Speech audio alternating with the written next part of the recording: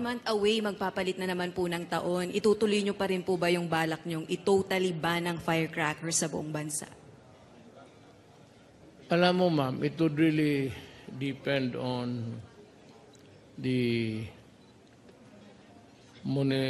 local government concerned.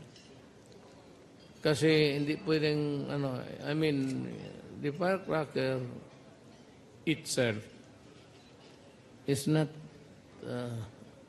illegal per se. So just because you're holding a firecracker doesn't mean that you are guilty of a crime.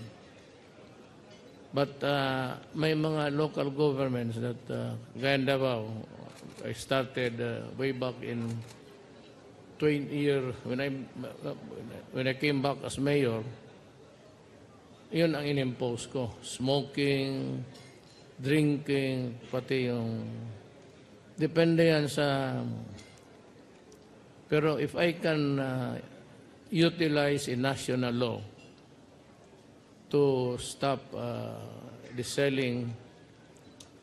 Ang gusto ko kasi wala nang putukan para wala nang maputulan ng ulo, wala nang mabulag.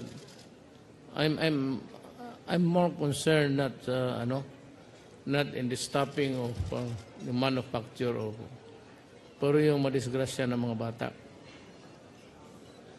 A lot of children every year would lose an eyesight, 2 fingers blown away. Yung mga ganun. Sunog.